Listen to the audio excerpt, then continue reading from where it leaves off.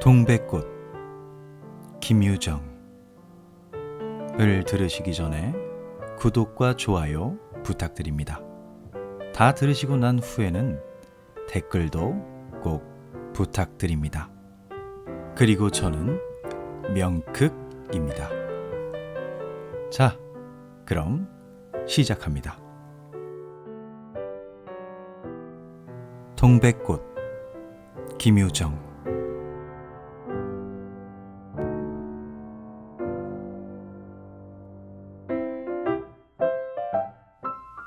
오늘도 또 우리 수탈기 막조끼였다. 내가 점심을 먹고 나무를 하러 갈 양으로 나올 때이었다. 산으로 올라서려니까 등 뒤에서 푸드득 푸드득 하고 달개 횟소리가 야단이다. 깜짝 놀라서 고개를 돌려보니 아니나 다르랴 두 놈이 또 얼리었다. 점순내 수탈기 덩저리 작은 우리 수탈을 함부로 해내는 것이다. 그것도 그냥 해내는 것이 아니라 푸드득하고 면두를 쪼고 물러섰다가 좀 사이를 두고 또 푸드득하고 모가지를 쪼았다. 이렇게 멋을 부려가며 여지없이 닦아놓는다. 그러면 이 못생긴 것은 쪼일 적마다 주둥이로 땅을 받으며 그 비명이 킥킥 할 뿐이다. 물론 미처 아물지도 않은 면두를 또 쪼여 붉은 선혈은 뚝뚝 떨어진다. 이걸 가만히 내려다보자니 내 대강이가 터져서 피가 흐르는 것 같이 두 눈에서 불이 번쩍 난다. 대뜸 지게 막대기를 메고 달려들어 점순내 닭을 후려칠까 하다가 생각을 고쳐먹고 헛매질로 떼어만 놓았다. 이번에도 점순이가 쌈을 붙여놨을 것이다. 바짝바짝 내 기를 올리느라고 그랬음에 틀림없을 것이다. 그놈의 계집애가 요새로 들어서서 왜 나를 못 먹겠다고 그렇게 아르렁거리는지 모른다. 나흘 전 감자 조각만 하더라도 나는 저에게 조금도 잘못한 것은 없다. 계집애가 나무를 캐러 가면 갔지 나 물타리 엮는데 생이질 하는 것은 다 뭐냐. 그것도 발소리를 죽여가지고 등 뒤로 살며시 와서 얘, 너 혼자만 일하니? 하고 긴치 않은 수작을 하는 것이다. 어제까지도 저와 나는 이야기도 잘 않고 서로 만나도 본척만 척하고 이렇게 점잖게 지내던 터이련만 오늘로 갑작스레 대견해졌으면 웬일인가. 황차 망하지만한 계집애가 남 일하는 놈 보고 그럼 혼자 하지 때로 하디? 내가 이렇게 내배 앓는 소리를 하니까 너 일하기 좋니? 또는 한여름이나 되거든 하지 벌써 울타리를 하니? 잔소리를 두루 늘어놓다가 남이 들을까봐 손으로 입을 틀어막고는 그 속에서 깔깔댄다. 별로 웃을 것도 없는데 날씨가 풀리더니 이놈의 계집애가 미쳤나 하고 의심하였다. 게다가 조금 뒤에는 제 집게를 할금할금 돌아보더니 행주치마의 속으로 꼈던 바른 손을 뽑아서 나의 턱 밑으로 불쑥 내미는 것이다. 언제 구웠는지 아직도 더운 김이 획 끼치는 굵은 감자 3개가 손에 뿌듯이 쥐었다. 너 집엔 이거 없지? 하고 생색 있는 큰 소리를 하고는 제가 준 것을 남이 알면 큰일 날 테니 여기서 얼른 먹어버리란다. 그리고는 또 하는 소리가 너 봄 감자가 맛있단다. 난 감자 안 먹는다. 너나 먹어라. 나는 고개도 돌리려지 않고 일하던 손으로 그 감자를 도로 어깨 너머로 쑥 밀어버렸다. 그랬더니 그래도 가는 기색이 없고 뿐만 아니라 새근새근하고 심상치 않게 숨소리가 점점 거칠어진다. 이건 또 뭐야 싶어서 그때서야 비로소 돌아다 보니 나는 참으로 놀랐다. 우리가 이 동리에 들어온 것은 근 3년째 되어 오지만 여태껏 가무잡잡한 점순이의 얼굴이 이렇게까지 홍당무처럼 새빨개진 법이 없었다. 게다 눈에 독을 올리고 한참 나를 요렇게 쏘아보더니 나중에는 눈물까지 어리는 것이 아니냐. 그리고 바구니를 다시 집어들더니 이를 꼭 악물고는 엎어질 듯 자빠질 듯 논뚝으로 횡혹해 달아나는 것이다. 어쩌다 동리 어른이 너 얼른 시집 가야지 하고 웃으면 염려 마서요. 갈 때 되면 어련히 갈라고. 이렇게 천연덕스레 받는 점순이었다. 본시 부끄러움을 타는 계집애도 아니려니와 또한 분하다고 눈에 눈물을 보일 얼병이도 아니다. 분하면 차라리 나의 등허리를 바구니로 한번 모질게 후려세리고 달아날지언정. 그런데 고약한 그 꼴을 하고 가더니 그 뒤로는 나를 보면 잡아먹으려고 기를 폭폭 쓰는 것이다. 서로 주는 감자를 안 받아먹은 것이 실례라 하면 주면 그냥 주었지 너 집엔 이거 없지? 는 다 뭐냐? 그렇지 않아도 저희는 마름이고 우리는 그 손에서 배제를 얻어 땅을 붙임으로 일상 굽실거린다. 우리가 이 마을에 처음 들어와 집이 없어 곤란으로 지낼 때 집터를 빌리고 그 위에 집을 짓도록 마련해 준 것도 점순네 호의였다. 그리고 우리 어머니 아버지도 농사 때 양식이 달리면 점순네한테 가서 부지런히 구워다 먹으면서 인품 그런 집은 다시 없으리라고 침이 마르도록 칭찬하곤 하는 것이다. 그러면서도 17씩이나 된 것들이 수근수근하고 붙어다니면 동리의 소문이 사납다고 주의를 시켜준 것도 또 어머니였다. 왜냐하면 내가 점순이하고 일을 저질렀다가는 점순네가 노할 것이고 그러면 우리는 땅도 떨어지고 집도 내쫓기고 하지 않으면 안 되는 까닭이었다.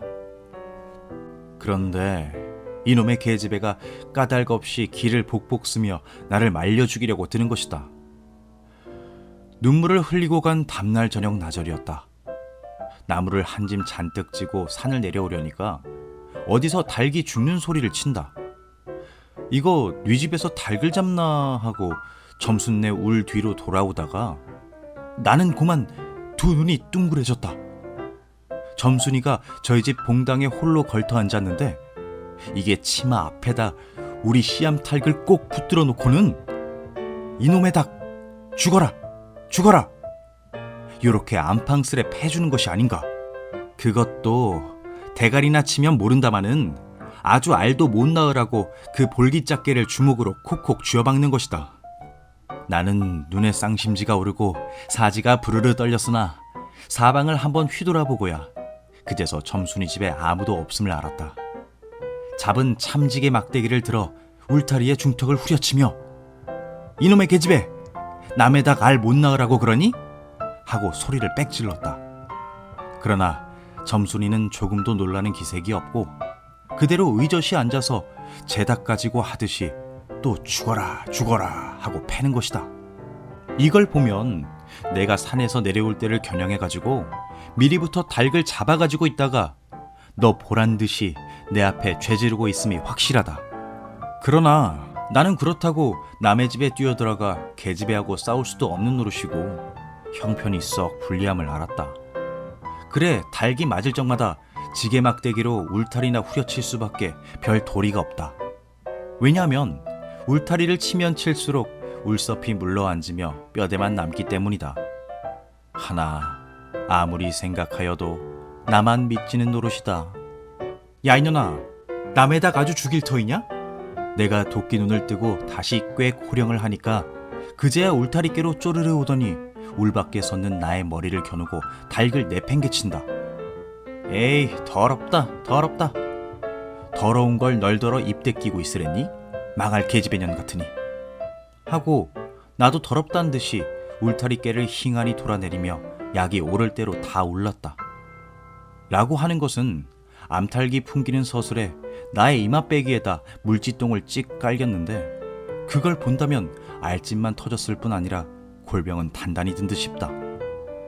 그리고 나의 등 뒤를 향하여 나에게만 들릴 듯 말 듯한 음성으로 이 바보 녀석아 예, 너 베넷병신이지? 그만둬 좋으련만. 예, 너 네 아버지가 고자라지? 뭐? 우리 아버지가 그래 고자야?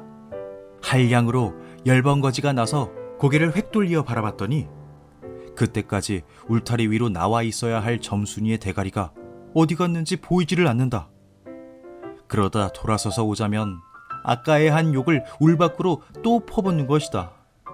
욕을 이토록 먹어가면서도 대거리 한마디 못하는 걸 생각하니 돌부리에 채어 발톱 밑이 터지는 것도 모를 치만큼 분하고 급기야 두 눈에 눈물까지 불끈 내솟는다.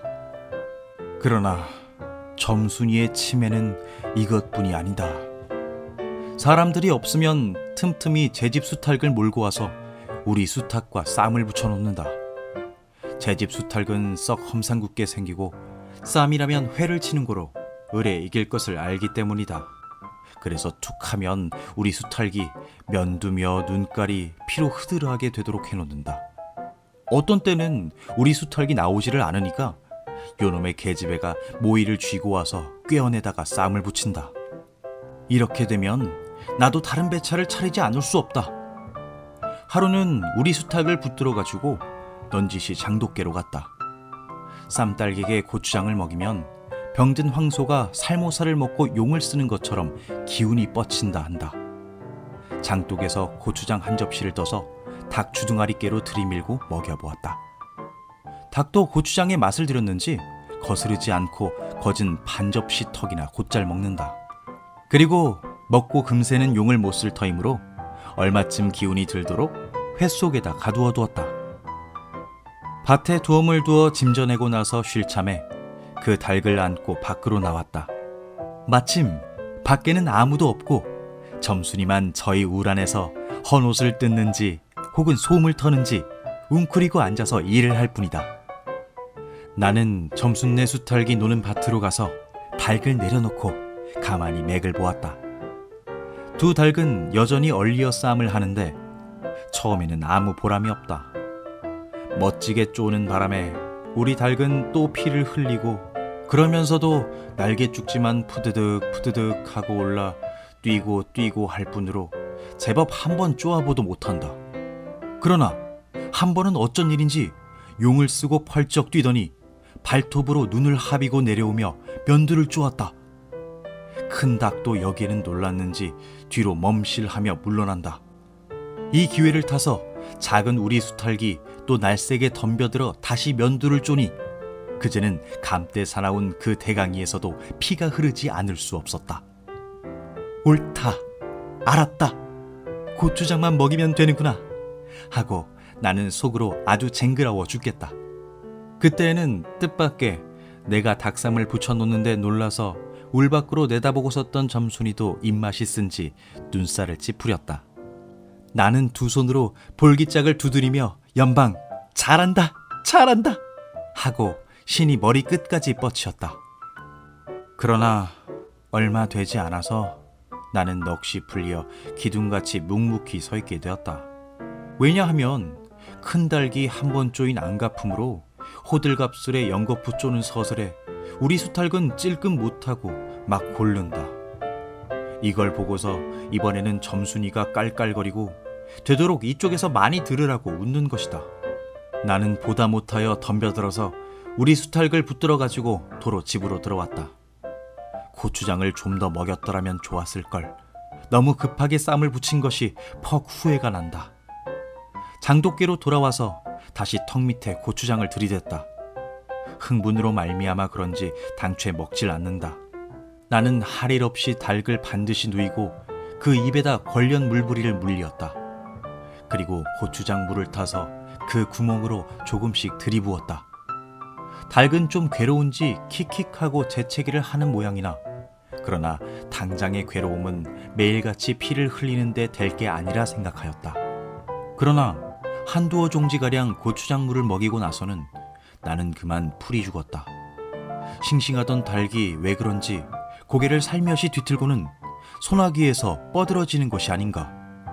아버지가 볼까 봐서 얼른 회에다 감추어 두었더니 오늘 아침에서야 겨우 정신이 든 모양 같다.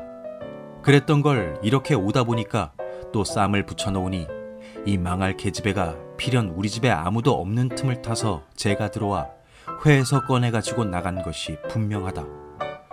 나는 다시 닭을 잡아가두고 염려는 스러우나 그렇다고 산으로 나무를 하러 가지 않을 수도 없는 형편이었다.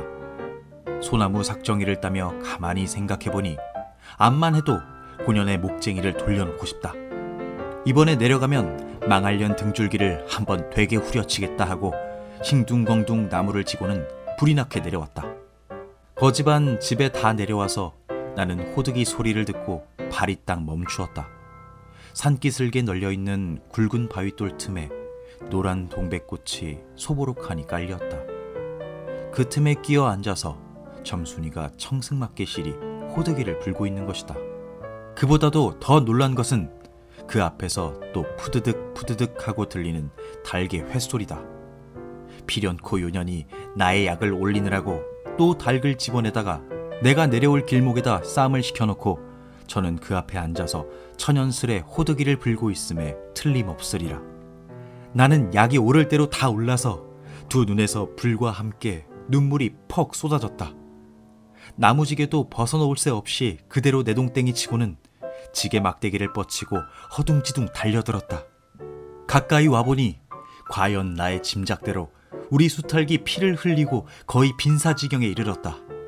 닭도 달기려니와 그러함에도 불구하고 눈 하나 깜짝 없이 그대로 앉아서 호두기만 부는 그 꼴에 더욱 치가 떨린다.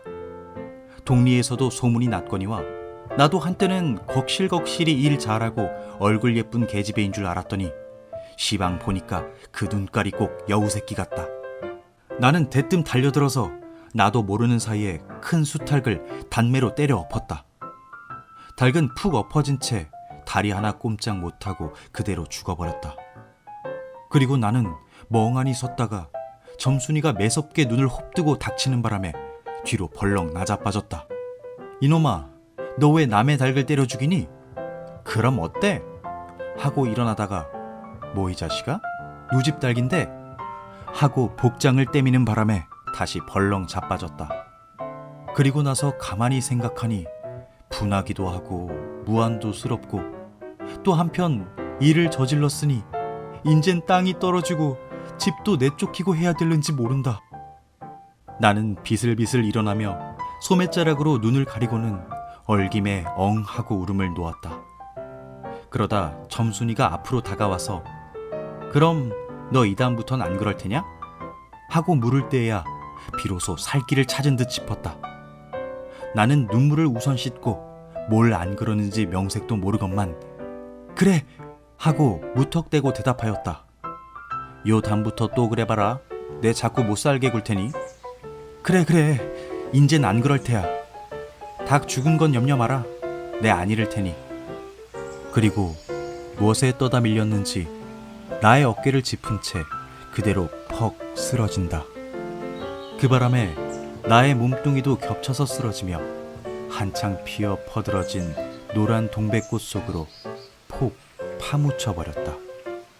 알싸한 그리고 향긋한 그 냄새에 나는 땅이 꺼지는 듯이 온 정신이 고만 아찔하였다. 너 말 마라? 그래. 조금 있더니 요 아래서 점순아 인연이 바느질하다 말고 어딜 갔어? 하고 어딜 갔다 온 듯 싶은 그 어머니가 역정이 대단히 났다. 점순이가 겁을 잔뜩 집어먹고 꽃밑을 살금살금 기어서 산 아래로 내려간 다음 나는 바위를 끼고 엉금엉금 기어서 산 위로 치 빼지 않을 수 없었다.